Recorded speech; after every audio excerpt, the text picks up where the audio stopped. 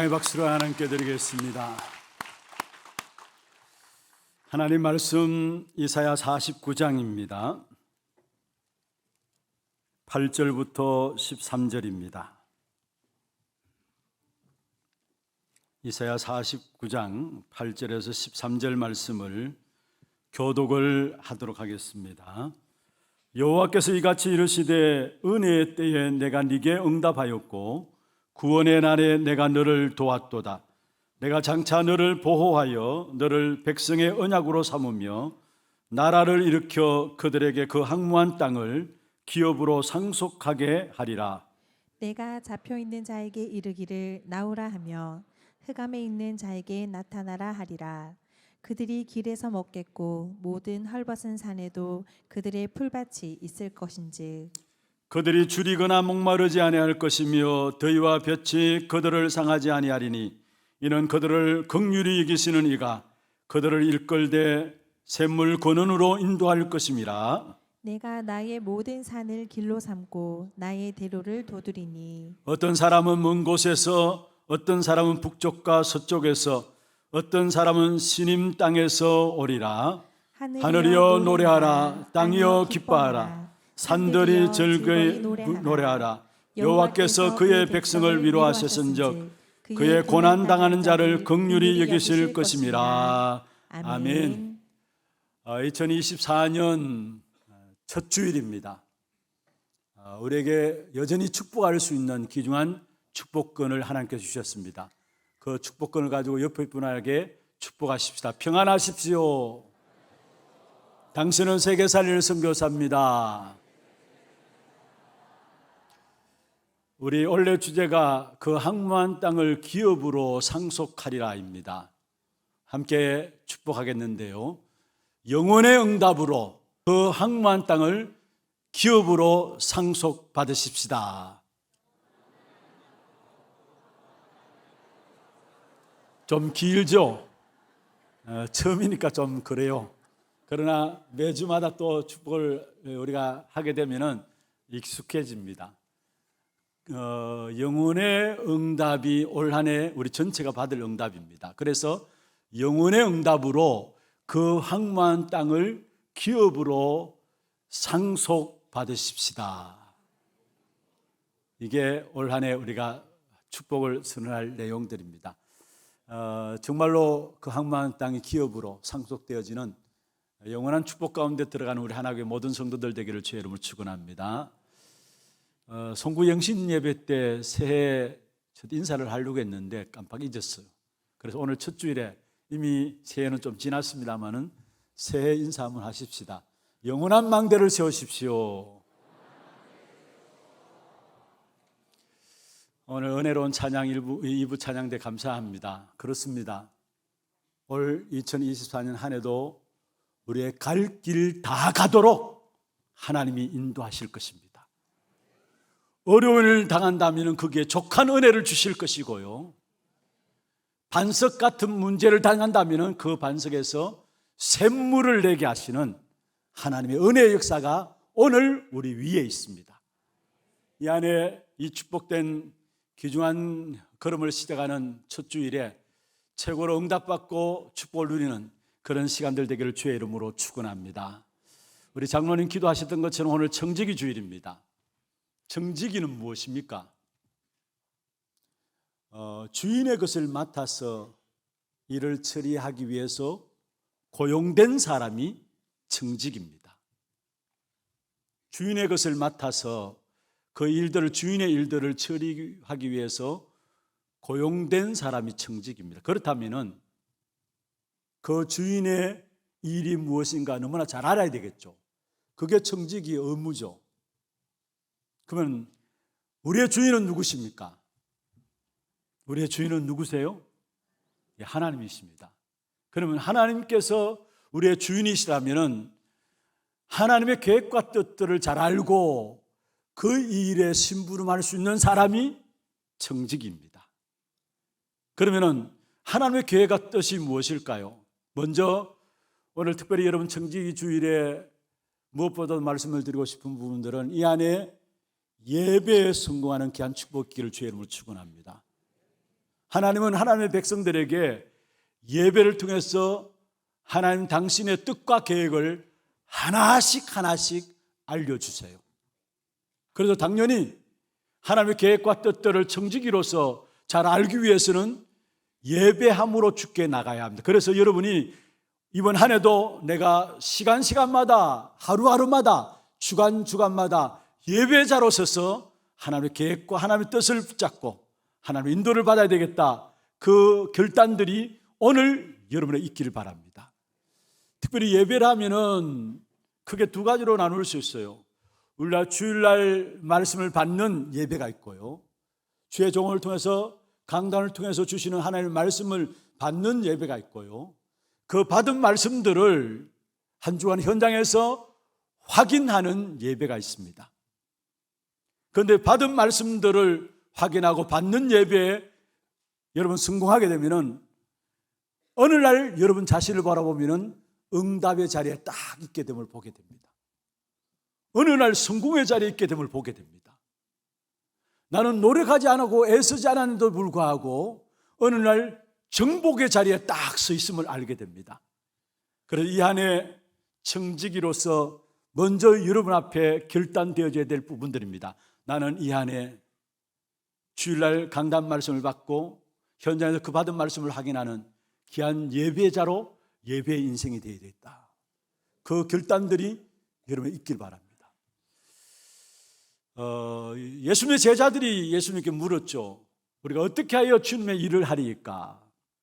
그때 주님께서 요한복음 6장에 말씀했습니다. 나를 믿는 것이 아버지의 일이고, 요한복음 9장이죠. 나를 믿는 것이 아버지의 일이라 했어요. 여러분, 그렇다면 우리가 청지기로서 무엇을 할 것인가 많은 일들을 하기를 원합니다마는 하나님은 그것을 원하지 않아요. 무엇을 말하고 싶으냐? 하나님의 약속의 말씀 붙잡고 기도 속에 들어가는 것, 그게 하나님의 일이에요. 그래서 한 해 예배에 성공하고 또 한 가지 결단해야 될 부분이라면 정말로 내가 매일을 시작하는 삶에 있어서 말씀 붙잡고 기도 속에서 시작하겠다라는 것. 하나님이 말씀을 통해서 하나님의 계획과 뜻들을 우리에게 알립니다. 그러면은 그 말씀이 내 마음에 담겨야 되고 내 생각 속에 담겨야 합니다. 그렇지 않으면 나도 모르게 내 기준으로 내 생각대로 살아가게 돼요. 그래서 세상 속에 살면서 힘들고 어려운 삶을 살아갈 수밖에 없는 것입니다. 그러나 매일매일을 시작하면서 하나님의 말씀을 여러분 마음에 담고 그 말씀이 여러분 생각 속에 담겨지고 그게 기도한다는 말이거든요. 그리고 한 주간 강단을 통해서 주시는 말씀을 마음에 담고 기도하게 되면 영안이 열려집니다. 그때에 세상에서 무엇이 중요한가 중요하지 않은가 바르게 분별되게 되어 있고, 그때에 진짜 가치 있는 일이 무엇인가, 시간표 보는 눈도 열려지면서 그게 모든 보는 눈들이 열려지게 돼요. 그래서 진짜 말씀 붙잡고 기도해서 하나님 주시는 영안이 열려질 때에 세상에서 올바른 것들을 판단하고 선택하고 바르게 인도받게 되는 것입니다. 우리의 삶에 살아가는 여정 속에서 선택 잘못해가지고 판단 잘못해가지고 많은 경우 인생의 허비함으로 시간들을 보내는 경우가 얼마나 많습니까? 그런데 진짜 여러분이 매일매일을 시작하면서 말씀 붙잡고 기도하는 거예요. 한 주간 시작하면서 주간에 강단을 통해 주신 말씀을 여러분 마음에 담고 여러분 생각에 담는 거예요. 뭐로? 기도로. 그러면 영안이 열려집니다. 그때부터 하나님이 어떻게 인도하시는가, 하나님의 인도하심이 정확하게 우리의 걸음 속에 나타나게 되어 있어요. 시편 119편 105절에 말씀했습니다. 주의 말씀은 내 발의 등이요 내 길의 빛이다. 발의 등이라 했어요. 내 길의 빛이다 했어요. 그럼 당연히 빛의 인도를 받아야 되죠. 빛의 인도를 받지 못하니까 늘 어두운 가운데, 혼돈 가운데 살아가는 겁니다. 등불의 인도를 받아야 되는데 등불이 없으니까 늘 캄캄한 데 살아가는 거예요. 이 안에 청지기로서 중요한 결단들입니다. 내가 예배자로 서야 되겠다는 거. 그리고 말씀 붙잡고 기도 속에서 하나님이 원하시는 계획과 뜻들이 무엇인가를 매일매일 매주간 붙잡고 그 속에서 하나님의 인도를 받아야 되겠다는 거. 마지막 청지기로서 한 가지 더 부탁드립니다. 헌금에 대한 결단입니다. 이것은 본문 가운데서 제가 말씀드려야 될 부분들이기 때문에 서론 부분부터 헌금에 대한, 물질에 대한 부분을 이야기하면은 아예 마음을 닫아버릴까 싶어가지고 본론에 가서 말씀을 드리겠습니다. 헌금에 대한 결단이 여러분에 있어야 돼요. 어떤 분은 그런 이야기를 해요. 하나교회 헌금에 대해서 강조하니까 너무 편하다. 헌금에 대해서 설교 안 하고 헌금에 대해서 강조 안 하니까 너무 편하다는 부분이 있어요. 아마 그런 분들이 의외로 많을 거예요. 그런데 또 어떤 분들은 목사님 강단에서 헌금에 대해서 설교를 안 하니까 헌금이 얼마나 중요한 것인가도 모르고 축복받을 수밖에 없는 축복의 자리에 있음에도 불구하고 진짜 중요한 헌금에 대한 결단이 없기 때문에 오히려 헌금에 대해서 말씀하셔가지고 성도들로 축복받게 하는 것이 거의 오히려 하나님이 원하시는 계획이 아닐까요? 라는 말을 해요. 어떻든 저는 1월 첫 주 정직이 주일 때는 헌금에 대한 설교를 합니다만은 그러나 주중에는 1년 내도록 그 다음에는 설교를 거의 안 합니다. 헌금에 대한 설교를 안 하는데 오늘 짧은 시간 안에 이 부분들을 말씀드릴 때 여러분 정말로 청지기로서 하나님의 것을 관리하는 물질도 하나님 주신 거예요. 그럼 그것을 잘 관리함으로 말미암아 여러분 모든 삶의 영육간에 책임지시는 하나님의 축복의 손길이 체험되어져 누려지는 그 속에 들어가기를 주의 이름으로 축원합니다. 오늘 본문 이사야 49장은 지난주에도 우리가 한번 살펴보았죠. 역사적인 배경을 살핀다면은 70년이나 되는 바벨론의 포로 생활을 이제는 마감하고 돌아오게 되는, 귀환하게 되는 그런 시간 속에서 주신 말씀입니다. 특별히 하나님께서는 이스라엘 백성들을 그 힘든 강야길을 잘 인도하시고 이전의 영광을 회복시킬 것을 말씀하신 부분이 바로 이사야 49장입니다. 이제는 모든 영광들을 회복시킬 것을 말씀하신 부분이 49장입니다. 특별히 예수 그리스도로 말하면 우리는 구원을 받았습니다. 구원받은 하나님의 자녀인 저와 여러분이 이 땅에 살아가는 동안에 결국 강야 같은 세상이라 할지라도 하나님의 인도를 받으면서 기어코 하나님의 인도 속에서 구원받은 하나님의 자녀들은 승리한다라는 사실들을 던져주는 메시지가 오늘 이사야 49장입니다. 여러분 그렇습니다. 강야 길을 걸어가는 우리의 인생의 여정 속에 구원받은 하나님의 자녀라면은 여러분의 인생은 반드시 승리하게 됩니다. 그걸 49장을 통해서 우리에게 말씀을 던져주고 있어요. 오늘 대표적으로 그 부분들을 설명드린다면 한 단어로 말씀하겠죠. 8절 마지막에 보면은 그 황무한 땅을 기업으로 상속하리라. 이게 무슨 말이에요? 강야길을 걸어가는 동안에 하나님 택한 백성들을 하나님이 인도하시고 지키시고 기업고 승리한다라는 거예요. 그 황무한 땅을 기업으로 상속하리라. 또 10절 마지막에 보면 말씀하고 있습니다. 셈의 근원으로 인도할 것이다. 똑같은 말이에요. 셈의 근원으로 인도할 것이다. 그 황무한 땅을 기업으로 상속하리라. 이와 똑같은 말이 뭐냐? 셈의 근원으로 인도할 것이다. 무슨 말이에요? 강야길을 걸어가는 우리의 인생에 이런저런 많은 문제들이 있을 수 있습니다만은 그러나 그런 어려움들 속에서도 하나님의 택한 백성들은 하나님께 지키시고 보호하시고 기업고 승리케 하신다라는 거. 그런데 여기서 두 단어를 여러분 명심하시길 바랍니다. 기업이란 단어, 또 한 가지는 셈의 근원이라는 단어. 기업이라는 단어, 셈의 근원이라는 단어, 무슨 말입니까? 우리의 모든 근본 문제를 해결해 주시겠다라는 거예요. 기업은 무엇입니까? 성경에 보면 여러 가지 기업에 대한 부분이 나옵니다. 여러분 부모의 기업이 자식이다라고 이야기를 하고 성경에 나오잖아요. 그런데 우리에게 기업 중에 기업은 여호와 하나님이 우리의 기업이 있습니다. 그리고 샘물 근원이란 말이 무슨 말입니까? 샘에서 물이 터져나오는데 아무도 막을 수 없는, 그냥 아무도 메꿀 수 없는 그런 물들이 샘 속에서 계속 터져나온단 말이에요. 그러면은 여러분 기업이나 샘물 근원은 무엇을 말합니까? 우리 인생의 모든 문제 해결하시는 오직 예수 그리스도, 영원하고 완전한 이름은 예수 그리스도라는 사실들을 우리에게 말씀하고 있는 것입니다. 그래서 하나님께서 우리에게 주신 그리스도는 최고의 선물이요 최고의 축복 중에 축복이 뭐냐? 그리스도를 우리에게 주신 것입니다. 그래서 이 안에 그리스도 그 이름 붙잡고 나아감으로 말미암아 우리 한 사람 한 사람이 치유되어지는 축복이 있기를 바랍니다. 그리스도 그 이름으로 나가는 인생의 여정 속에 여러분 모든 문제들이 그리스도로 말미암아 해결되어지고 인도받는 그런 축복된 사실들을 누리는 2024년 되기를 주의 이름으로 축원합니다. 그럼 먼저 그 항모한 땅을 기업으로 상속하기 위해서 먼저 하나님이 우리를 부르셨다라는 것. 시작이 뭐냐? 하나님이 그 항모한 땅을 우리에게 기업으로 주시기 위해서 부르셨다는 것. 그래서 부르심이 우리의 시작입니다. 오늘 1절에 그렇게 말씀하고 있죠. 9절이죠. 9절에 제가 보겠습니다. 9절 1절입니다. 1절. 죄송합니다. 1절에 보면은 섬들아 내게 들으라, 먼 곳 백성들아 귀를 기울이라. 여기에 섬들아 내게 들으라, 또 먼 곳 백성들아 귀를 기울이라. 무슨 말입니까? 하나님께서 우리 한 사람 한 사람을 부르심을 말씀하고 있습니다.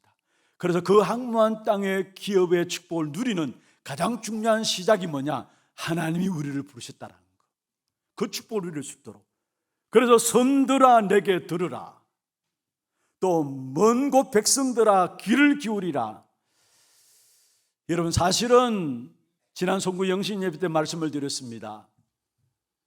48장까지는 이사야 48장까지는 이사야 선지자가 자기 백성들에게 메시지를 선포했습니다마는 자기 백성들이 메시지를 듣지 않았어. 그래서 결국은 이사야 선지자가 49장을 통해서 섬들아 먼 곳 백성들아 이방인들을 부르시는 모습이 나와요.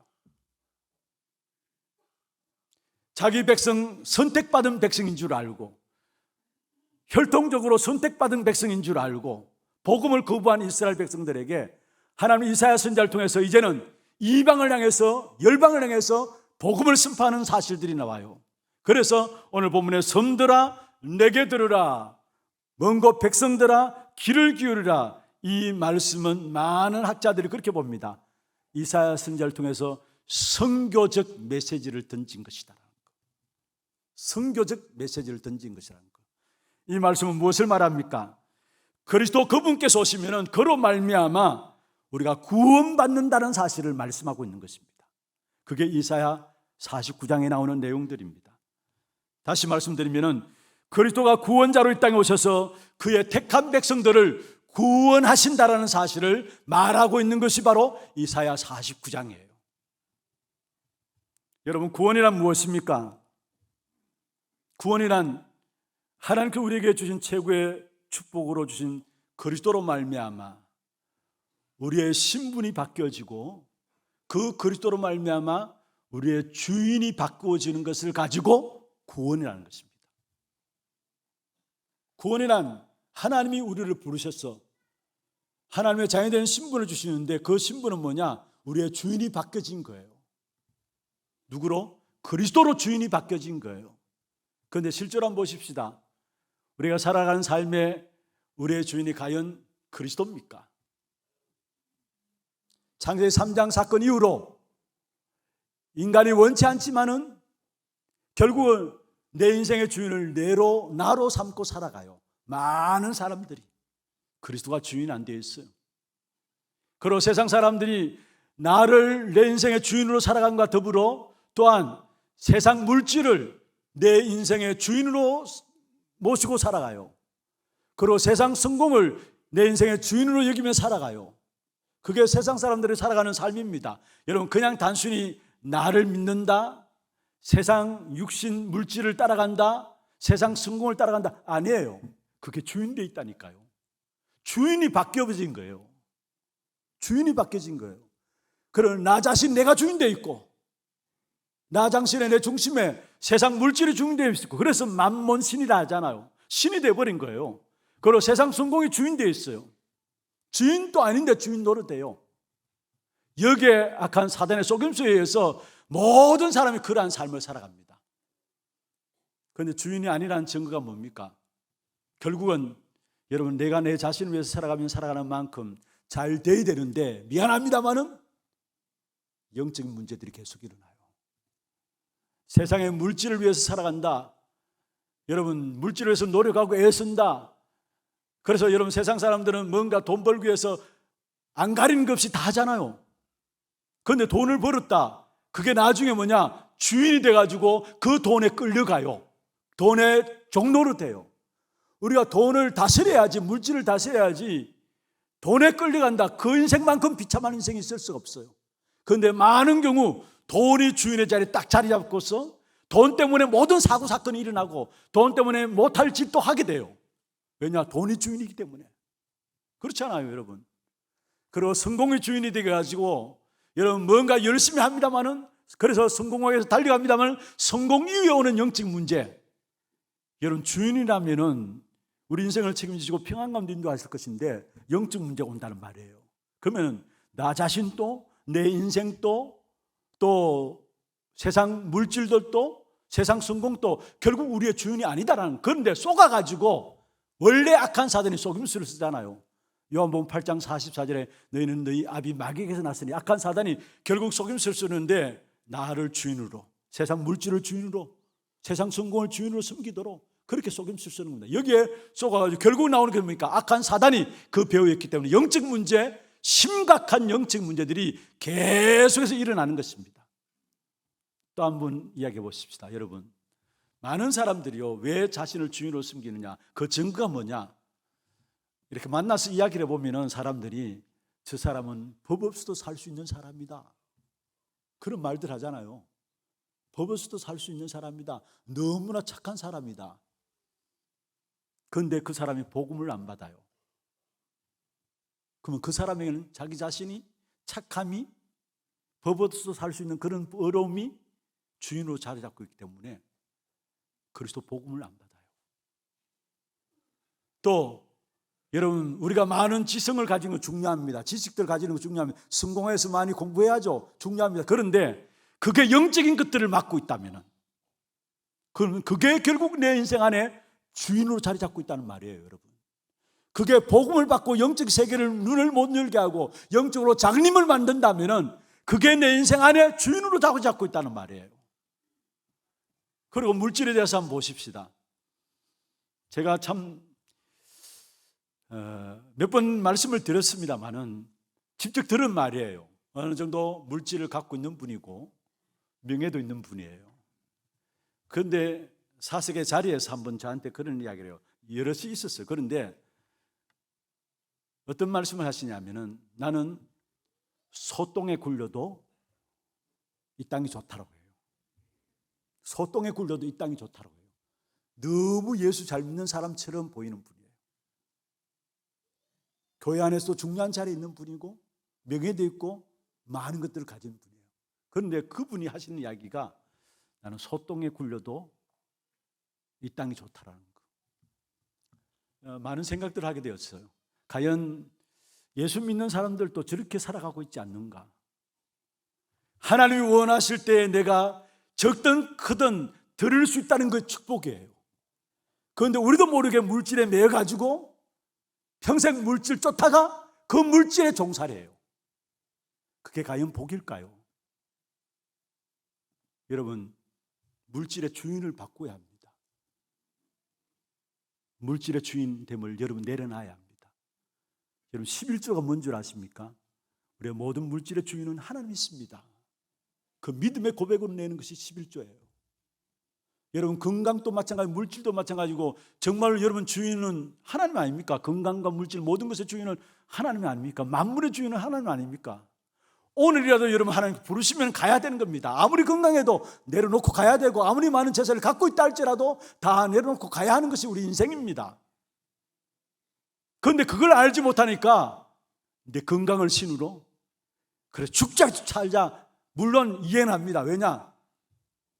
건강에 대한 어떤 가정의 가문에 당한 문제들이 있겠죠. 본인도 건강에 대해 어려움 당한 부분이 있겠죠. 그래 이해는 합니다. 그런데 그게 주인 되면 안 돼요.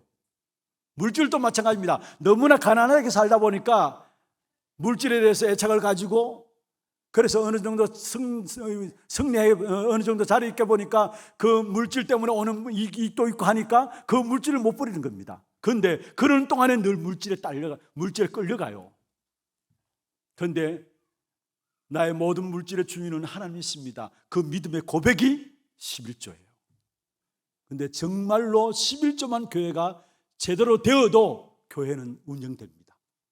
모든 성도들이 크든 적든 자기가 받은 수입의 10의 1을 가지고 하나님의 것임을 인정하고 내놓을 때에 교회는 돌아가게 돼 있어요. 여러분 말라기 3장에 여러분 아시잖아요. 하나님께서 11조를 가지고 하나님의 백성들에게 다른 것 시험하지 않았는데 물질에 대해서 시험해보라 했어요. 내가 하늘 문을 열고 너희 창고에 쏟을 것이 쌓을 것이 없도록 붙나 안 붙나 시험해보라. 그게 11조였어요. 그리고 11조를 돌 때 매트를 통해 가지고 너희 곡식을 먹지 못하게, 너희 소산들을 먹지 못하게 할 것이고 포도나무의 가실의 실가들을 기한 전에 떨어지지 않게 하겠다 했어요. 무슨 말입니까? 하나님께 시험해보라 했어요. 청지기 주일에 중요한 여러분 하나님 앞에서 하나님의 것을 돌려드리는 결단들이 주의 이름으로 있길 바랍니다. 그래서 우리 모든 성도들이 정말 마음에 담고 하나님의 것을 여러분 그런 말이 있어요. 내 주머니가 회개하지 않고는 진정한 회개가 안 된다라는 거. 우리를 회개한다고 합니다. 내 주머니가 회개하지 않고는 진정한 회개가 안 된다라는 거. 여러분 11조 또 우리 교회 오늘 청지주일에 매년 첫 주일에 우리가 결단하는 기주한 작정하는 시간들이 있는데 그게 선교 헌금과 건축 헌금과 장학금에 대한 작정이 이루어집니다. 아마 여러분 부담될지 모르지만은 하나님께서 돈이 필요해서 여러분의 헌금하라는 것이 아닙니다. 하나님이 축복하시기 위해서 믿음의 역사 가운데 결단하게 돼 하나님이 여러분에게 축복하실 것입니다. 모든 복은 위로부터 주시는 겁니다. 하나님은 돌을 들어서 소리를 지르게 할 수 있다 했어요. 그런 하나님이 돈이 없어가지고 여러분에게 돈 하라, 헌금하라 아니에요. 그래서 여러분 정말로 성교헌금에 대한 결단들 여러분 하기를 바랍니다. 성교헌금이 뭡니까? 한마디로 말씀드려요. 여러분 헌금에 대한 것은 여러분 언약으로 붙잡고 기도하세요. 증거를 주실 것입니다. 성경은 뭐냐? 전 세계 강대국을 통해서 많은 재앙의 역사들이 공격해 옵니다. 그 재앙의 역사들을 막는 일이 선교를 통해서 일어나요. 그래서 여러분 기도하실 것은 나와 나의 자녀들이 정말로 성경을 통해서 세상에 일어나는 많은 재앙의 역사들을 막을 수 있도록 그 축복을 누리게 하여 주옵소서. 기도하면서 헌금에 대한 작정들이 있기를 바랍니다. 그리고 건축헌금입니다. 쉽게 말하면 여러분 이 상인동에 신전이 큰 거 하나 들어섰다. 그러면 그 영적인 영향은 눈에 안 보인다 할지라도 영적인 영향력은 엄청나요. 반대로 말하면 올바른 복음 운동하는 교회가 하나 섰다. 눈에 보이지 않지만 악한 사단은 벌벌 떨게 돼 있어. 우리 하나교회가 복음만을 전하는 교회로서 진짜 흑암의 문화 속에 빠져있는 문화들을 복음의 역사를 전함으로 말미암아 빛의 문화로 바꾸는 이 일을 위해서 성전 건축에 마음을 담고 작정하기를 바랍니다.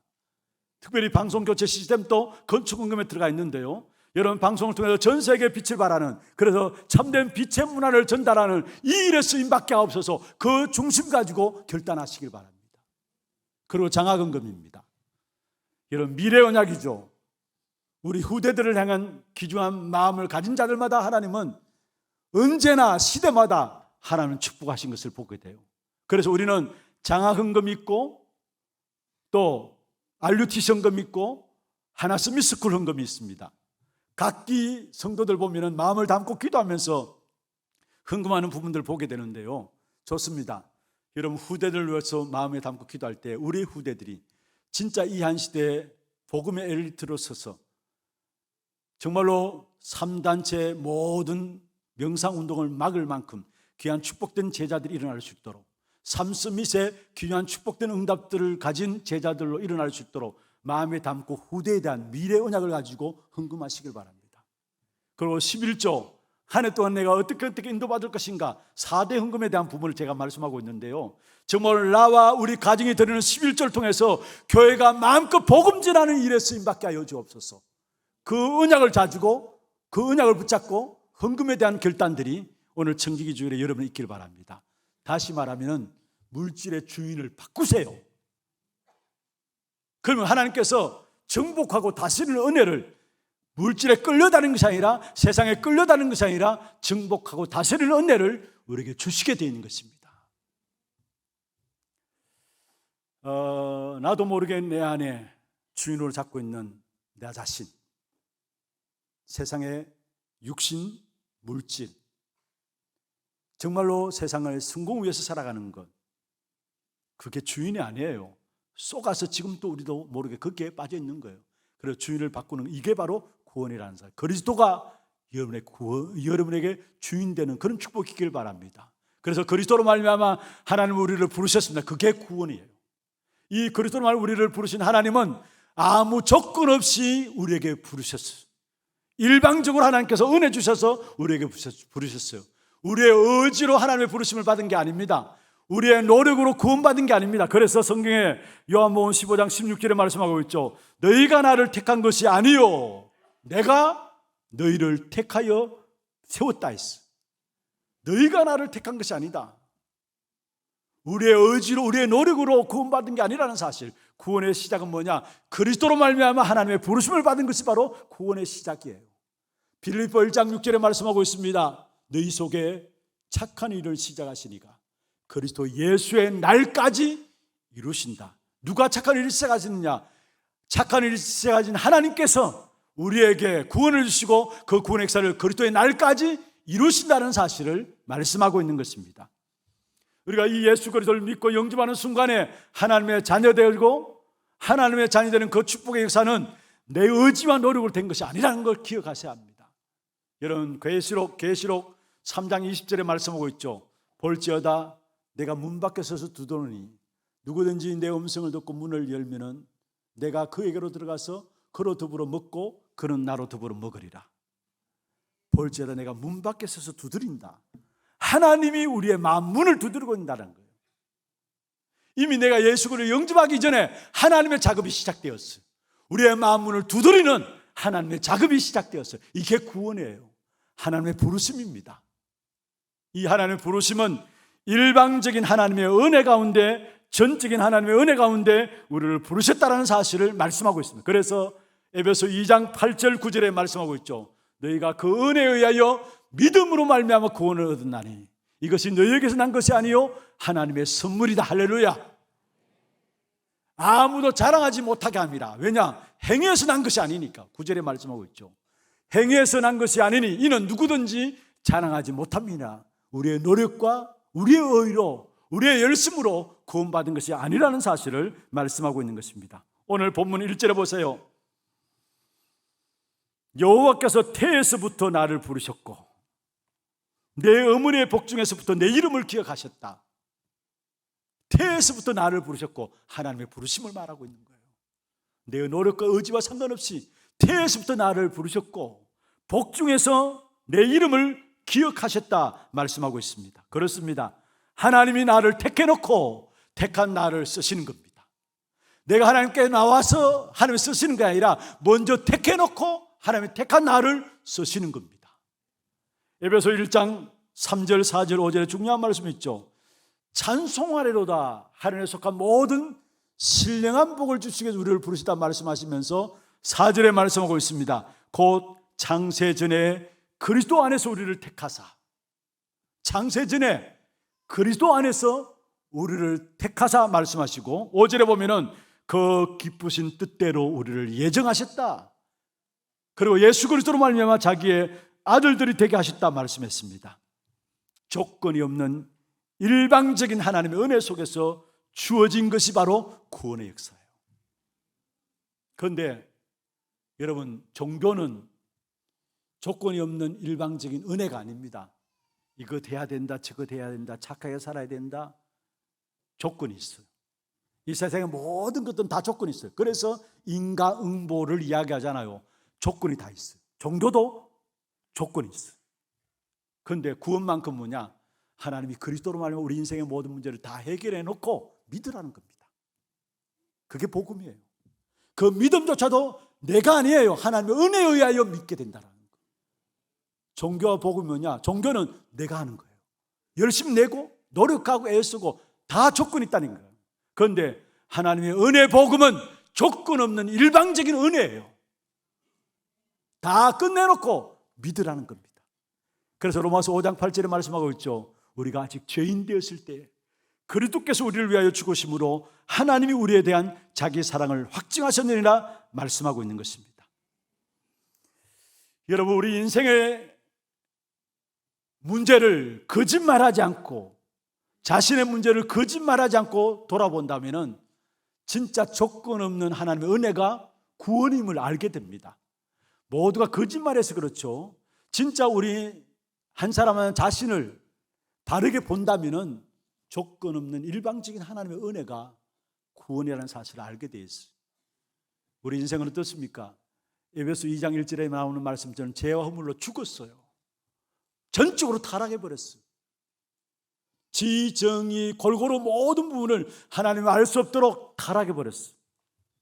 그래서 하나님 일방적으로 우리에게 구원의 역사를 허락하시면서 왜 하나님께서 우리를 부르셨느냐? 마가복음 3장 13절 15절에 말씀하고 있죠. 함께 있게 하시고 또 나가서 전도하며 귀신을 내쫓는 권세도 있게 하려 함이라. 여기에 13절에 보면 하나님 원하시는 자를 부르셨다. 이게 구원이에요. 하나님 원하시는 자를 부르셨다. 여러분, 하나님이 우리를 원해서 부르셨기 때문에 우리가 흔들릴 필요가 없어요. 하나님 원해서 부르셨고, 하나님 원해서 부르신 그 부르심 앞에는 아무도 우리의 구원을 빼앗아갈 자가 없어요. 왜냐? 전능하신 하나님이 그리스도로 말미암아 여러분을 부르셨기 때문에. 그래서 요한복음 10장 28절 29절에 말씀하고 있습니다. 내가 그들에게 영생을 주노니 영원히 멸망받지 않을 것이다. 내가 그들에게 영생을 주노니 영원히 멸망하지 않을 것이다. 그러면서 또 그들을 내 손에서 빼앗을 자가 없느니라. 할렐루야. 하나님이 원해서 우리를 부르셨기 때문에 아무도 우리를 하나님의 손에서 빼앗을 자가 없다라는 사실을 말씀하고 있는 것입니다. 그 구원의 역사를 주신 하나님께서 오늘 본문에도 말하고 있습니다. 잡혀있는 자여 나오라, 흑암에 있는 자여 나타나라 했어요. 9절에 보세요. 49장 9절에 보면은 내가 잡혀있는 자에게 이르기를 나오라, 흑암에 있는 자에게 나타나라. 무슨 말입니까? 모든 사람이 뭔가에 잡혀있어요. 그런데 알고 보면은 그 배후에는 악한 사단이 우리의 인생을 붙잡고 있다는 것, 죄와 마귀가 우리의 인생을 붙잡고 있습니다. 거기에서 예수 그리스도 이름으로 해방받으라는 거예요. 그게 잡혀있는 자에게 이르기를 나오라, 그 다음에 흑암에 있는 자에게 나타나라. 여러분, 흑암에 있는 자에게 나타나 무슨 말입니까? 여러분, 인정하든 인정하지 않든 모든 사람들이 흑암에 잡혀있든지 영향받든지 하고 있어요. 불신자들은 아예 흑암에 완전히 100% 잡혀있어. 그래서 너희는 너희 아비 막이라 했어요. 성도들도 사실은 상관없지만은 마귀의 영향을 받아요. 이미 신분은 마귀에서 해방된 신분입니다만은 마귀의 영향을. 그래서 성경 말씀에 보면은 너희 대적 마귀가 우는 사자처럼 두루다니며 삼킬 자를 찾는다 했잖아요. 너희 대적 마귀가. 그러면서 건신하라 깨어라. 무슨 말입니까? 마귀의 영향 받을 수 있기 때문에 건신하라 깨어라 말씀했어요. 그리고 마귀를 대적하라. 그러면 너희를 피하리라 했어요. 여러분, 믿는 자들도 마귀의 영향을 받을 수 있다라는 것. 그런데 그 악한 사단 마귀의 영향 속에 있지 아니하고 참된 빛 가운데 거할 수 있도록 그리스도께서 우리에게 빛으로 오신 것입니다. 그래서 예수 그리스도를 영접하는 순간에 내 안에 그리스도의 빛이 임함으로 말미암아 모든 흑암의 역사들은 꺾여지고 떠나가게 되어 있다는 사실입니다. 그뿐만 아닙니다. 빛 대신 그리스도가 내 안에 들어오므로 말미암아 나의 영적인 운명이 바꾸어졌어요. 영적인 운명이 바꾸어졌어요. 요한복음 5장 24절이죠. 사망에서 생명으로 영적인 운명이 바꾸어졌어요. 로마서 8장 15절입니다. 무서워하는 종의 영을 받지 아니하고 양자의 영을 받았다 했어요. 그래서 양자의 영을 가지고 있기 때문에 우리는 하나님을 아빠, 아버지라 했어요. 무슨 말입니까? 영적인 운명이 바뀌어졌어요. 그래서 고린도후서 5장 17절에 그런즉 누구든지 그리스도 예수 안에 있으면 새로운 피조물이라. 새로운 피조물이라. 영적인 운명이 바꾸어지는 새로운 피조물이 그리스도로 말미암아 우리에게 이루어졌다라는 겁니다. 그리고 우리의 이름은 영적인 운명이 바꿔지는 순간에 이미 여러분 미안합니다마는 사실이에요. 안 믿지만은 사실이에요. 여러분의 이름이 하늘의 생명책에 기록됩니다. 예수 그리스도를 믿는 순간에.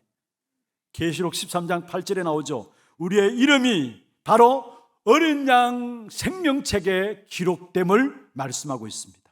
그래서 결국은 우리의 이름이 어린 양 생명책에 기록되어 있기 때문에 이 땅에 살아가는 동안에 사망이 여러분을 해하지 못하게 되어 있어요. 여러분 히브리서 2장에 나오는 말씀처럼 모든 사람들은 죽기를 무서함으로 일평생 사단의 종노로 돼요.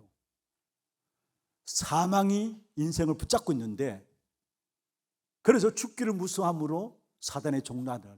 그 사망은 사단이 붙잡고 있거든요. 그런데 우리의 이름의 생명책에 기록되는 순간에 이 땅에 여러분 사망이 여러분을 해하지 못하는 귀한 축복된 응답 가운데 저와 여러분이 있는 것입니다. 고린도전서 15장 55절에 말하고 있습니다. 사망아 너의 승리가 어디 있느냐. 57절에 말하고 있습니다. 우리 주 예수 그리스도로 말하면 이김을 주시는 하나님께 감사해야 돼요. 사망이 여러분을 해하지 못하게 되어 있어요. 이 어마어마한 구원의 축복이 그리스도로 말 하나님은 우리를 부르셔서 주셨다라는 것. 그 황무한 땅을 기업으로 상속받기 위해서는 먼저 하나님의 부르심이 있어야 돼요. 이 하나님의 부르심이 무엇인가를 말씀드렸어요. 이 땅에 살아가는 동안에 이 하나님의 부르심을 알고 정말로 감사함으로 날마다 승리하는 귀한 축복된 삶이 되기를 주의 이름으로 축원합니다. 두 번째입니다. 그리스도로 말 구원받은 하나님의 자녀이 된 저와 여러분을 하나님께서 인도하시는데 어떻게 인도하시는가? 구원자 그리스도께서 어떻게 우리를 인도하시는가? 오늘 본문에 나와 있습니다. 먼저 여러분 우리 인생에 여러 가지 문제가 생길 때마다 순간순간 인생의 고비들마다 구원 이후에 우리의 삶을 이 땅의 삶을 하나님께서 완벽하게 우리를 그 문제들 속에 건지시고 보호하시고 인도해 나가시겠다는 약속이 오늘 본문에 있는 것입니다. 우리는 예수를 그리스도로 영접하는 순간에 근본적인 재앙에서 빠져나왔어요. 지옥 배경에서 빠져나왔어요. 사단의 운명에서 건진받았어요. 그러나 순간순간 살아갈 때마다 우리에게 많은 일들이 인생의 앞에 고비와 또 문제들이 있을 수 있습니다. 오늘 본문에 나오는 것처럼 산들이 있을 수 있습니다. 그런데 하나님께서 그 산들을 길로 만드시겠다라고 오늘 말씀하고 있어요. 무슨 말입니까? 하나님이 강야 길을 걸어가는 우리의 인생에 있어서 이런저런 많은 문제들이 있지만은 그 문제들은 이제는 내 문제가 아니라 그리스도께서 내 모든 문제를 해결했기 때문에 그리스도의 문제입니다. 그리스도께서 책임진다는 거. 여러분의 인생의 모든 걸음들을 인생의 삶의 여정 속에 일어나는 여러 가지 고비들을 산들을 하나님께서 해결하시고 문들을 열어주시겠다는 사실을 말씀하고 있는 것입니다. 그래서 9절에 말씀하고 있죠. 내가 잡혀있는 자에게 이르기를 나오라 하며 흑암에 있는 자에게 나타나라 하리니 그들이 길에서 먹겠고 모든 헐벗은 산에도 그들의 풀밭이 있을 것이다. 길에서 먹겠다. 모든 헐벗은 산에서도 그들이 풀밭이 있겠다. 무슨 말입니까? 여러분 강야 같은 세상 속에 살아갈 때에 그 강야길에 인생 속에 풀밭과 같은 그런 그리스도로 말하면 풍성함을 우리에게 약속하고 있다는 사실을 말씀하고 있는 것입니다. 여기서 길에서 먹겠다. 여러분 이스라엘 백성들이 애굽에서 빠져나와서 강야길을 가는 동안에 하나님께서 강야길 여러 가지 어려움과 문제들이 있었지만은 그러나 길에서 먹게 하셨어요. 그렇잖아요. 그 부분을 말하고 있어요. 길에서 먹겠다. 이거는 보통 말이 아닙니다. 굉장한 말입니다. 어마어마한 말입니다. 여러분 지금은 우리가 길에서 먹을 수 있어요. 왜냐? 고속도로 달려가다 보면 휴게소 있으니까 길에서 먹을 수 있어요. 그러나 이 당시 이 말은 엄청난 말이에요. 그리고 헐벗은 산에 풀밭이 되게 하겠다. 이 말 자체도 뭡니까? 하나님이 하나님의 택한 백성들을 상황 상관없이 끝까지 책임지시고 보호하시고 인도하시겠다는 말이에요. 상황 상관없이 여러분의 상황은 여러분 상황이에요. 여러분 구원받은 하나님의 자녀들이라면 그 상황과 상관없이 하나님이 인도하시고 보호하셔서 하나님 끝까지 책임지시겠다. 그게 길에서 먹겠고 헐벗은 산에도 풀밭이 있게 할 것이다. 이 말씀이에요. 여러분 모두가 어렵다고 합니다. 또 여러분 불경기로 말미암아 모두가 사실은 고생하고 있습니다. 그러나 하나님의 택한 백성들에게는 먹을 것이 있게 하겠다라는 말씀입니다. 이스라엘 백성들이 애굽의 땅에 거했는데 특별히 애굽 안에서 어디에 머물렀습니까? 고센이라는 땅에 있었어요. 하나님이 구별하여 고센 땅에 어떤 축복을 주셨는가 알잖아요. 그 복을 주시겠다라는 거. 그게 길에서 먹겠고 헐벗은 산에 풀밭이 되게 하겠다는 말이에요. 천하가 기근들어서 어려운 그 현실 앞에서 선교를 위해서 세워진 안디옥 교회는 오히려 하나님께 경제적인 축복을 주어가지고 그것 가지고 예루살렘 교회를 돕는 이 엄청난 축복을 누리게 되었어요. 무슨 말입니까? 조건과 상황 상관없이 하나님의 백성들을 하나님께서 인도하시고 보호하시고 책임지시는 것이 무엇인가를 우리에게 말씀하고 있는 것입니다. 그래서 오늘 우리에게 말씀하고 있습니다. 너희가 길에서 먹을 것이다. 길에서 먹을 것이다. 헐벗은 산이 풀밭이 될 것이다. 그렇게 말씀하고 있는 것입니다. 여러분, 이 안에 여러분 살아가는 삶 속에 많은 장애물들이 여러분에게 있을 것입니다. 오늘 본문에 나오는 것처럼 산들이 있을 것입니다. 가정에 산들이 있을 것이고요. 여러분 산업에도 산들이 있을 것이고요. 장애물들이 있을 것이고요. 자녀가 장애물이 있을 수 있을 거고요. 또 여러분 뭔가 사랑관계 장애물로 여러분 있을 것입니다. 그러나 걱정하지 마세요. 그 모든 것들을 하나님은 길로 만드시겠다. 그것도 대로로 만드시겠다 했어요. 빠르고 쉬운 길을 갈 수 있도록 대로로 만드시겠다 했어요. 여러분 그런 산들이 있다면 감사함으로 주께 나가길 바랍니다. 왜냐? 하나님이 응답이에요. 그것 통해서 우리는 영적인 힘을 회복할 수 있는, 영적 세계를 회복할 수 있는, 영적 세계가 무엇인가를 알 수 있는 하나님의 응답이에요. 장애물이 아니에요. 산이 아닙니다. 그것도 우리가 기도하면서 영적 세계를 알게 되고요. 또 그것 통해서 영적 싸움을 싸우면서 우리가 영권을 회복하는 축복의 길이 되는 거예요. 그래서 산이 아니고 장애물이 아니라는 거. 그래서 우리가 산이 있다면은 여러분 산이 없으면 감사할 것입니다만은 누구나 다 인생에서 산이 있어요. 장애물이 있었어요. 그런데 그것 가지고 오히려 감사하시길 바랍니다. 초대교회 마가다락방에 모인 성도들 배경 없었어요. 어떤 면에서 가진 것 없었어요.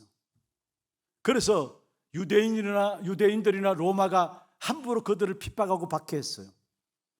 어쩔 수 없어서 어려운 가운데 그들은 자기들이 뭔가 배경이 있고 힘이 있으면 그걸 의지했겠죠. 그러나 아무것도 바라볼 거 없고 의지할 것 없어가지고 사도행 1장 14절에 마음을 같이하여 오로지 기도에 힘쓰니라.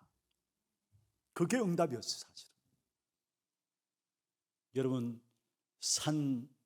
여러분 인생에 있어서 얼마나 많습니까?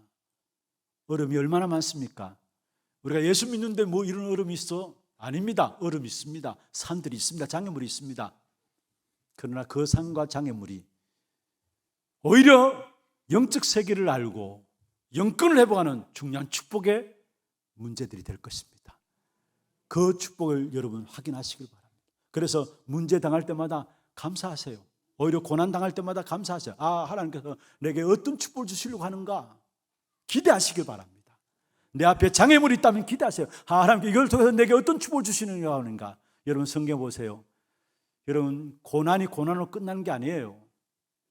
고린도전서 10장 13절에 말씀하고 있습니다. 감당할 시험만 우리에게 주신다는 거. 감당할 시험만 주신다는 거. 만약에 감당치 못한다면 하나님께서 피할 길을 주신다 했어. 그냥 고난이 아니에요. 그러면서 이 고난 이후에 로마서 8장 18절입니다. 전도자 바울의 고백입니다. 우리에게 그냥 고난인 줄 알았는데 그게 아니라는 거. 로마서 8장 18절 같이 한번 읽어보십시다. 생각하건대 현재의 고난은 장차 우리에게 나타날 영광과 비교할 수 없도다. 옛날 성경에는 좋게 비교할 수 없도다 했어요. 여러분 고난 당하고 있습니까? 산이라고 생각하는 것들이 있습니까? 여러분을 가로막고 있는 장애물들이 있습니까? 장차 나타날 하나님의 영광, 그것과 비교할 수 없다고 했어요. 그러니까 이 사실을 안 초대교회, 이 사실을 아는 교회사의 순교자들 감사했어요. 고난당하는 자리에 선 것을 감사했어요. 오늘 본문에 보세요. 13절에 하늘이여 노래하라, 땅이여 기뻐하라, 산들이여 즐거이 노래하라. 어떻게 기뻐 찬송할 수 있느냐? 고난 이후에, 고난 너머에 좋게 비교할 수 없는 하나님의 영광이 있음을 알기 때문에. 여러분, 어떤 고난이 있습니까? 어떤 문제들이 여러분에 있습니까? 그 고난 이후에 여러분을 위해서 준비하신 하나님의 영광에 눈이 열려지기를 바랍니다. 그러면은 기뻐하고 찬송할 수 있어요. 오늘 여기에 말씀하고 있습니다. 하늘이여 노래하라, 땅이여 기뻐하라, 산들이여 즐거이 노래하라. 고난 이후에 그 너머에 하나님의 역사를 알기 때문에, 좋게 비교할 수 없는 하나님의 영광을 알기 때문에 기뻐하고 찬송할 수 있는 것입니다. 이것이 우리의 자리입니다. 이 사실 속에 들어가게 되면 하나님께서 이 안에 그 황무한 땅을 기업으로 상속되는 그 축복된 응답을 주실 것입니다. 이 응답을 받아 누리는 우리 하나님의 모든 성도들 되기를 주의 이름으로 축원합니다. 지금은 우리 인생의 모든 문제를 해결하신 우리 구주 예수 그리스도의 은혜와 하나님 아버지의 말로 닿을 수 없는 사랑하심과 성령님의 내주인도 역사 충만하심이 그 황무한 땅을 기업으로 상속받게 될 하나님의 백성들 머리 위에와 이들의 가정과 산업과 자녀들 위에, 모든 지교회와 선교 현장과 온라인 예배드리는 모든 현장과 몸된 교회 위에 지금부터 영원토록 항상 함께 있을지어다. 아멘.